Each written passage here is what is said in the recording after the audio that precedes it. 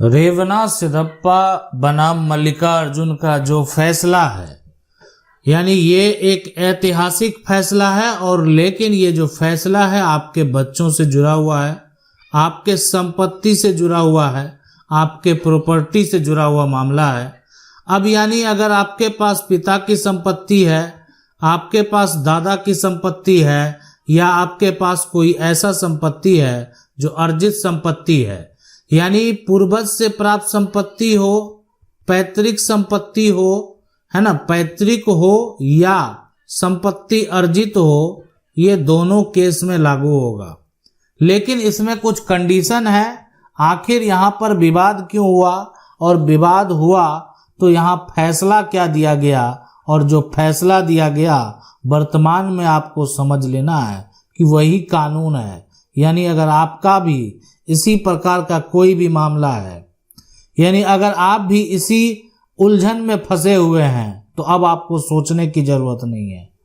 अगर इस मामले में फैसला हुआ है और आपका भी मामला वैसा ही है, तो आपके पक्ष में भी फैसला होगा। आपके मन में चल रहा होगा कि इस जजमेंट को हम पढ़ना चाहते हैं, पूरा डिटेल देखना चाहते हैं। हम आपको आगे वो भी बताएंगे आपको क्या करना होगा इसके लिए, यानी ताकि पूरा जो जजमेंट है उसको आप पढ़ सकें, उसको देख सकें, उसका पूरा डिटेल जो है आप निकाल सकें। उसके लिए करना क्या होगा, देखें हमारे देश में जो कानून है उसमें पैतृक संपत्ति को, यानी कहीं पर भी पैतृक संपत्ति है, दादा परदादा की संपत्ति है, पूर्वज की संपत्ति है, तो पैतृक संपत्ति में बच्चे को जन्म से अधिकार दिया गया है। यानी जो परिवार का उत्तराधिकारी है उसका अधिकार जन्म से होगा। अब ये जन्म से जो अधिकार होगा, यानी इसकी बात हम कर रहे हैं हिंदू उत्तराधिकार अधिनियम को लेकर। यानी कहीं ऐसा भी है जहां जन्म से अधिकार नहीं है लेकिन अधिकार तो है। अगर संपत्ति पूर्वज की है, दादा है, परदादा है, उनकी संपत्ति है, पैतृक संपत्ति है, तो वहां अधिकार तो होना है। लेकिन हिंदू उत्तराधिकार अधिनियम में बेटा हो या बेटी हो, दोनों को पैतृक संपत्ति में जन्म से अधिकार है। अब बच्चा अगर जन्म लिया तो कभी वो अधिकार मांगने जाएगा? नहीं जाएगा, लेकिन उसका अधिकार है, ये कानून कहता है। यानी बच्चे का अगर जन्म हो गया तो जन्म से उसका अधिकार हो गया, यानी वह एक हिस्सेदार है, यानी उसका हक है। अगर पिता के पास ये जमीन है और एक तरह से पिता का ये जमीन है और पिता का एक ही बेटा है, तो अब वो जमीन दो पार्ट में बट गया, इसलिए कि ये जमीन जो है वो पैतृक जमीन है।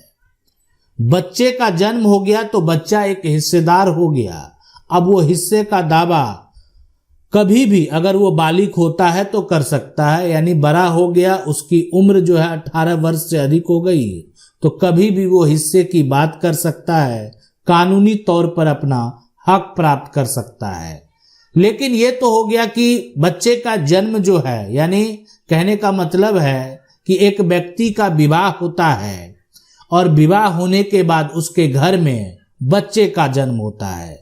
लेकिन कभी आपने ऐसा सुना होगा कि व्यक्ति का विवाह हुआ ही नहीं, यानी रिश्ता आप कह सकते हैं वो अवैध था, लेकिन फिर भी क्या हो गया, बच्चा पैदा हो गया, साथ रहते रहते रिलेशन में जैसे भी हुआ, यानी उसको आप क्या कह सकते हैं, वह विवाह जो है वो शून्य विवाह है।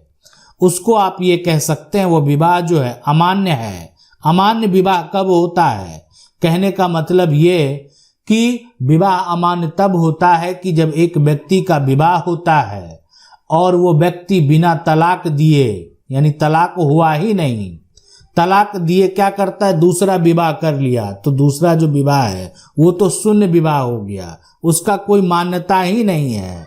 यानी अगर वर्तमान स्थिति की बात करें कानूनी तौर पर, तो उस तरह विवाह का जो है कोई मान्यता नहीं है। लेकिन अब बच्चा पैदा तो हो गया, जो विवाह है उसका मान्यता नहीं है, लेकिन क्या हुआ, बच्चा पैदा हुआ। तो अब यहां पर अगर बच्चा पैदा हुआ तो कानूनी तौर पर वो परिवार का क्या होगा, उत्तराधिकारी होगा। यानी वो पिता के संपत्ति का एक हिस्सेदार होगा। यानी अगर जो पिता की संपत्ति है उसमें उसका भी कानूनी तौर पर हक होगा। और यहाँ पर रेवना सिद्धप्पा का जो मामला है मल्लिकार्जुन बनाम मल्लिकार्जुन, उसमें यही कहा गया है कि अगर कोई भी विवाह अगर आप कहें यहाँ पर अमान्य है ना, अमान्य है, या विवाह जो है यहाँ पर शून्य विवाह है, दोनों के केस में इससे अगर कोई भी पैदा हुआ जो बच्चा है वो अपना माता पिता का जो संपत्ति है, माता पिता का संपत्ति उसमें हकदार है। यानी विवाह अमान्य है, विवाह शून्य है, लेकिन बच्चा जो है वो कानूनी तौर पर हकदार है।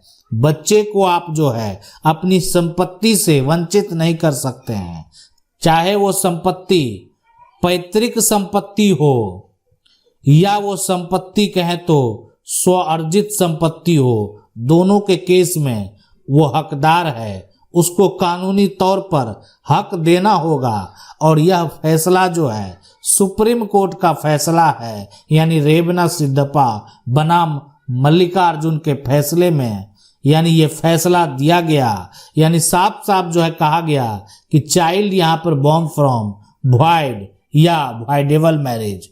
तो अगर ऐसा होता है, ठीक है, उस केस में जो है उस व्यक्ति का, कोई भी व्यक्ति है तो उसका राइट होगा, है ना, property of any person other than the parents. यानी उसका जो माता पिता है, माता पिता का संपत्ति में जो है यानी वो उसका अधिकार होगा और उस अधिकार को कोई छीन नहीं सकता है।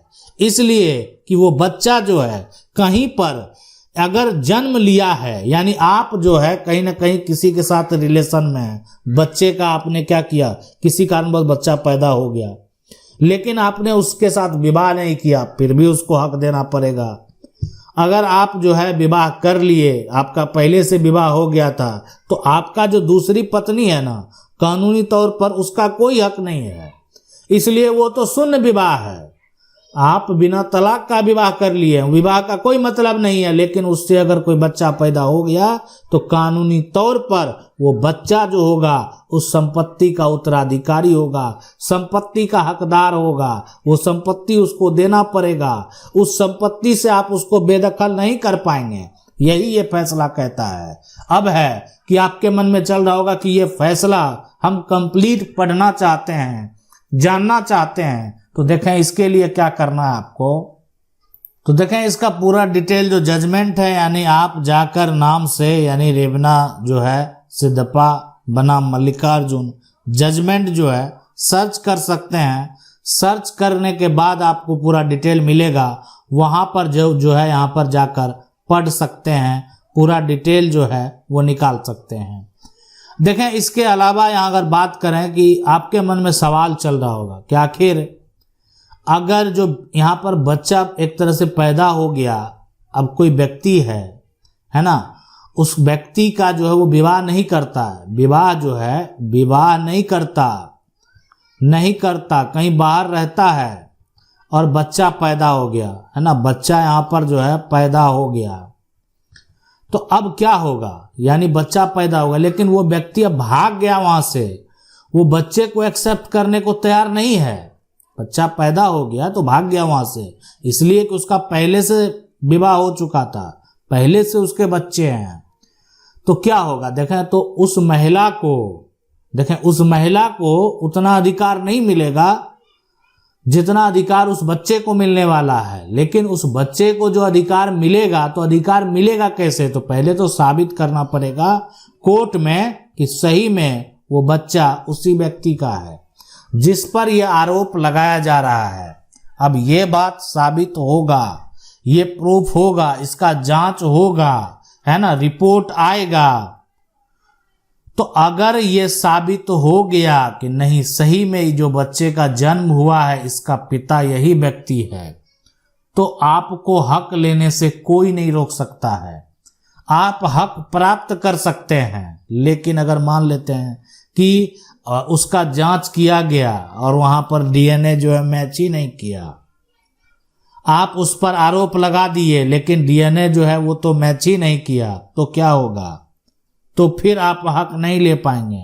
ऐसा भी मामला है, ऐसे भी मामले कोर्ट में चल रहे हैं, ऐसे भी एक तरह से आरोप लगाए गए हैं और ऐसा भी हुआ है कि जो आरोप लगाया गया तो बच्चा का जो डीएनए है वो उसके पिता से मैच खा गया और जो संपत्ति है उसमें उस बच्चे को हक देना पड़ा। उस महिला को कोई अधिकार नहीं मिलेगा। महिला के लिए अलग कानून है, अधिकार की बात नहीं है। महिला के साथ धोखा किया गया, महिला के साथ गलत किया गया, उसके लिए जो नियम है, कानून है, लेकिन महिला कोई अधिकार का दावा, कोई मेंटेनेंस का दावा नहीं कर सकती है, इसलिए कि वो अमान्य है, वो शून्य है, कानूनी तौर पर उसका कोई अधिकार नहीं है। आशा करते हैं वीडियो अच्छा लगा होगा। वीडियो अच्छा लगा वीडियो को लाइक जरूर कर दें। चैनल को अगर पहली बार देख रहे हैं तो सब्सक्राइब करके जो बेल आइकन है उसको जरूर दबा लें। मिलते हैं अगले वीडियो में, तब तक के लिए जय हिंद।